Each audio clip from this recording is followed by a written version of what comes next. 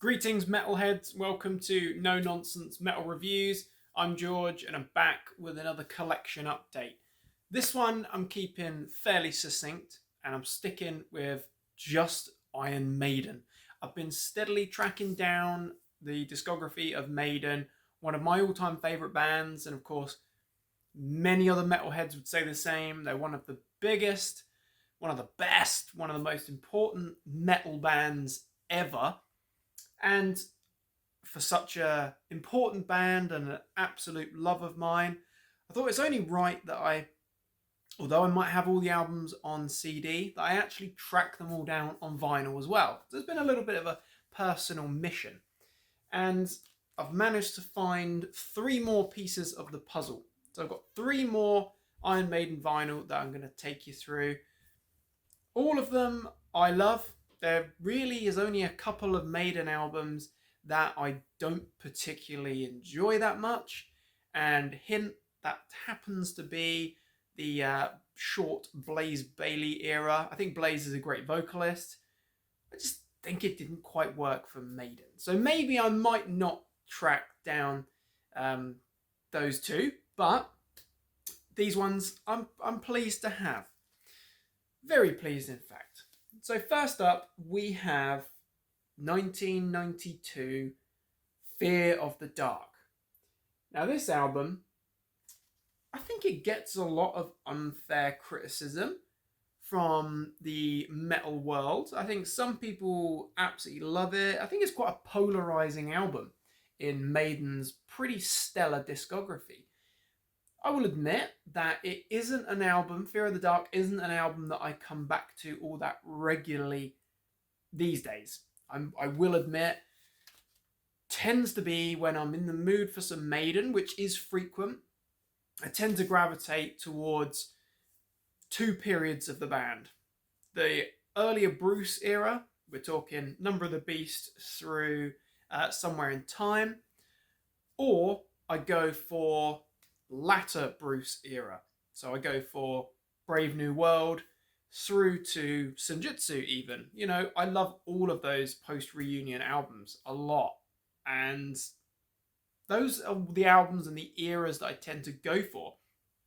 Fear of the Dark, when I first heard this album, I must have been, 14 or 15 years old, and I thought that this was the business. I thought this is almost like dangerous, really heavy sounding Maiden with tracks like the opening couple there, Be Quick or Be Dead, From Here to Eternity.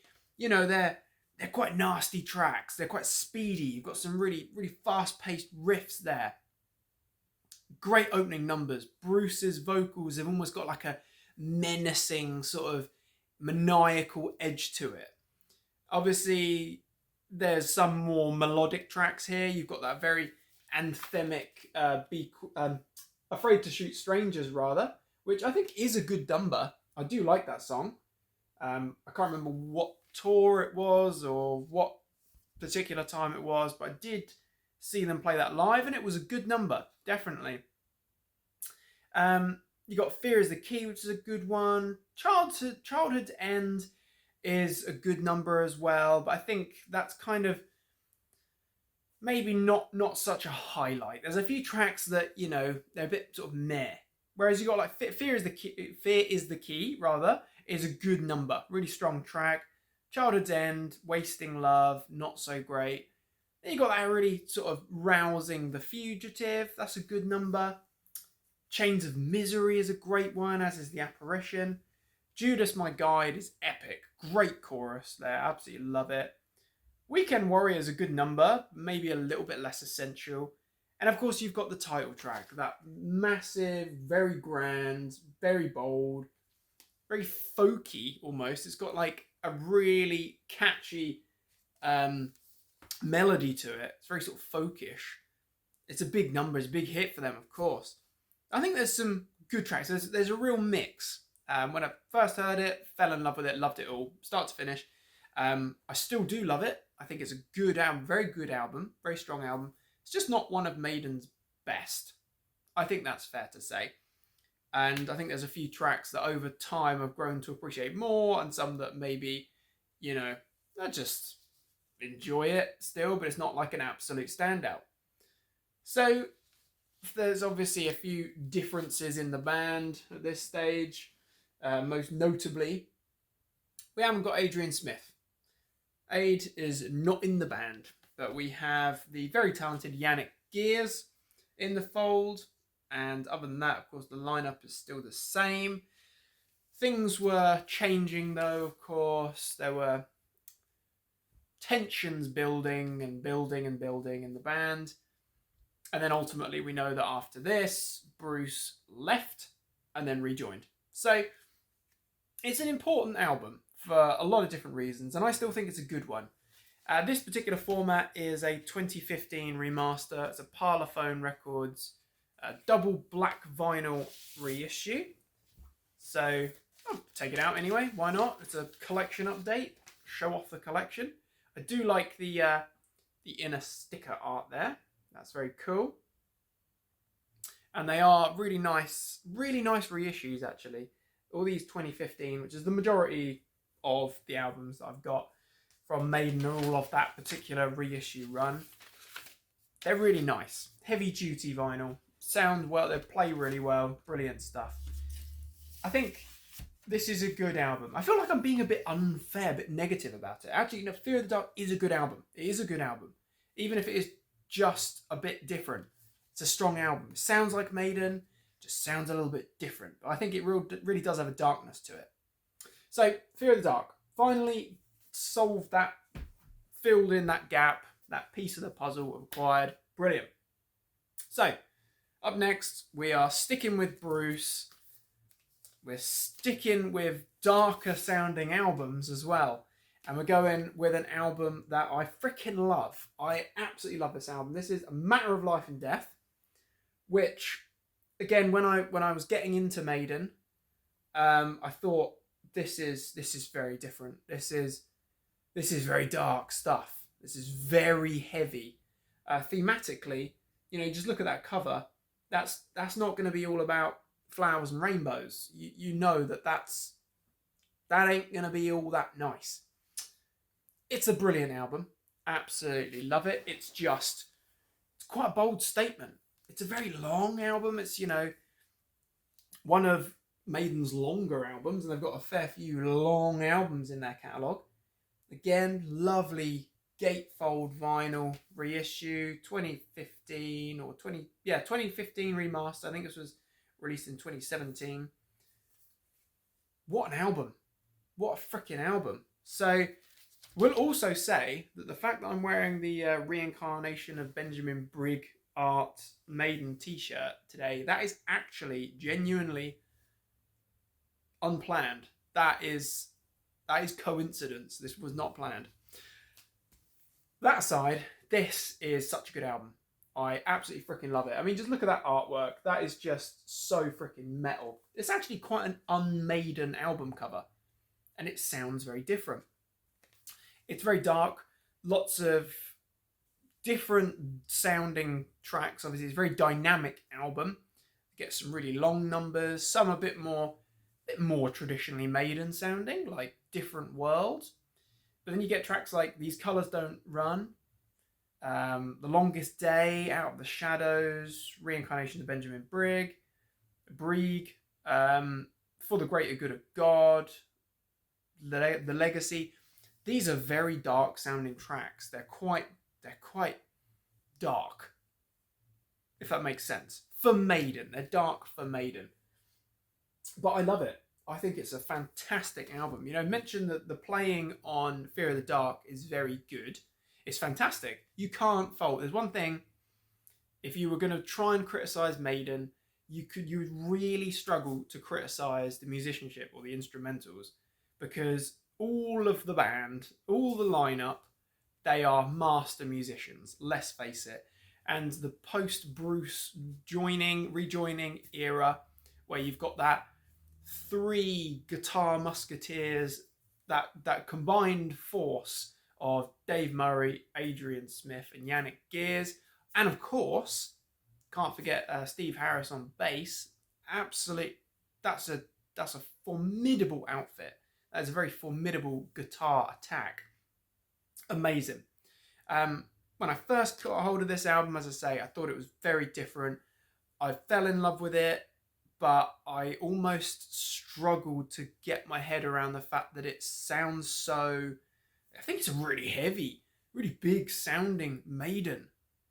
Great though. Different World, I think that's a great way to open the album. It almost has a little bit of more familiar sound, you know, closer to Brave New World, closer to Dance of Death. Then you get, like I mentioned, tracks like These Colours Don't Run. Absolutely brilliant. Freaking love it. What I will say is, on all of these post-reunion albums, I call them post-reunion because obviously you then had Adrian Smith. With Brave New World, you had Adrian Smith and Bruce Dickinson back at the same time there.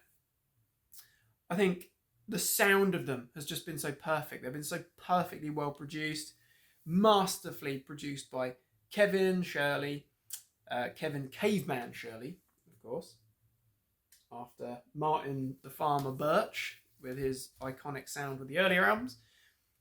Freaking love it. But one thing I absolutely adore with these albums is I love Bruce's vocals, I love the guitar sound and the prominence of Steve's bass, but Nico's drumming, absolutely perfect. That guy is such a talent, such a talent.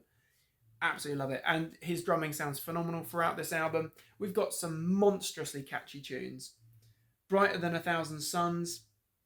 The Pilgrim is quite an uplifting track. The Longest Day is obviously very dark. Very catchy though. Chorus galore. Out of the Shadows is brilliant. The best two tracks on the album have to be The Reincarnation of Benjamin Brigg and For the Greater Good of God. Absolute masterpieces. They are epic. They've got it all going on. Stamped with Maiden, but it just sounds so epic. Freaking brilliant. But they are heavy songs as well. I also particularly love The Legacy, that closing track as well. A darker Maiden album, certainly darker and far heavier than its predecessor, Dance of Death. This version, should just show, it does have nice printed inner sleeves, rather than Fear of the Dark, which did not. And black vinyl. Side A, artwork. Side B, lineup shot. That's cool. You know, I'm quite happy with just solid heavyweight black vinyl. Works for me. You know, these longer albums, they are a bit of a workout. You might struggle to find time to squeeze in the full album, but I certainly do. I never listen to any of these albums and just pick individual songs. Can't skip a track. That's just wrong. So, A Matter of Life and Death. Originally released in 2006, I should also mention. Nearly 20 years ago. Blimey. Masterpiece. Freaking love it. So, got one more album to look at, which is an album that I must admit, I loved hearing it. First time I heard it, was pretty hooked. Certainly through the first single, which I thought was mind-blowing. Haven't actually listened to it all that much in recent years. I've come back to it maybe once or twice. There's definitely been a notable gap because revisiting it again, it's almost been like, whoa, I've forgotten how good this album is. We're looking at the triple vinyl album, the first of Maiden's triple vinyl albums. This is the Book of Souls. This, alongside Senjutsu, are feature-length epics on 3 discs, 6 sides of vinyl. That's a bold statement. And I will show, this is quite glossy, so it's full of glare, of course. But I'll try and show, anyway, the full scale of the epic artwork here. Might not be able to see it, might be blinded by glare. I do apologise. That is disadvantage of this low-budget approach. But epic artwork throughout. Of course, it's a tri-fold, so it goes all the way out for this absolutely epic array. That is so difficult to try and show off. I do apologise. I'll just contort myself and try and show that grand artwork there. Awesome. As I say, I'm not going to try and tackle out the vinyl from the sleeve here. It's pretty challenging, but let's just get out one of these awesome inserts here to show off. If I can negotiate it out safely. There we go. Printed, shiny, lyric inner sleeves. Very, very cool. This is a very good album. So it kicks off with a monster of a track, which interestingly turned out to be one of Bruce's songs, one that he wrote with the intention of it being on his upcoming solo album, which it then did appear on the Mandrake project, of course, talking about If Eternity Should Fail, which is so good. Freaking love that song. It's such a grand, epic song. Quite a dark one, again, but it's just a monster of an opening track there. Such good musicianship. It's just flawless. The production, again, Kevin, Caveman Shirley, amazing. Absolutely glorious. This is some of the most stunning stuff. If Eternity Should Fail, and then Speed of Light, which was the, I believe, if I'm not much mistaken, the lead single from the album. Blew my freaking mind. I remember hearing that and thinking, wow, that sounds like old school Maiden. That sounds like, you know, you've got the galloping riffs there, you've got Bruce's shrieking vocals, you got it all. It sounds amazing. Massive. Freaking loved it. Fast paced, you know, it's a proper heavy metal number. Love it. Then we've got a succession of other brilliant tracks. We've got The Great Unknown. Some of these tracks are obviously a bit longer. The Great Unknown being a stunning number. The very epic and grand long track, The Red and the Black, which is a stunner. And listening to this album, you can see where Senjutsu was going to be going. That there was never going to be a 40-minute 10-track follow-up to this album, was there? No way. It was going to only get bigger. Let's hope that we do get another Maiden album, and let's hope that it's maybe somewhere in the middle, you know, the 60-minute mark, perhaps. Little bit more of an easily enjoyable album. I'm not saying this isn't enjoyable, but it's quite a commitment. Long album, but great. You know, the time, it really doesn't feel like it drags with this album for me anyway. When the River Runs Deep is a great one. The Book of Souls is an amazing song. I freaking love that. It's just so epic. Death or Glory is a heavy metal rager. Amazing. Love it. Love Bruce's vocals throughout the album, to be honest. I still think he sounds great. Shadows of the Valley is stunning. Tears of a Clown is a bit of a tearjerker. The Man of Sorrows is another good one, but I absolutely love the 18-minute long closing epic Empire of the Clouds. As someone who is a big fan of history and aviation history in particular, I love it. I freaking love it. It's a very melodic track. It's got its sort of slower parts, its faster parts, its heavier parts. It's got great guitar work. Stunning musicianship throughout this album. I just think the playing is mesmerizing. All of it is amazing. The drumming, bass work, the leads, the rhythms, the solos, Bruce's vocals. It's a stunning album. There's a reason why Maiden are at their peak there, the legends that they are on the throne of metal, heavy metal. Amazing stuff.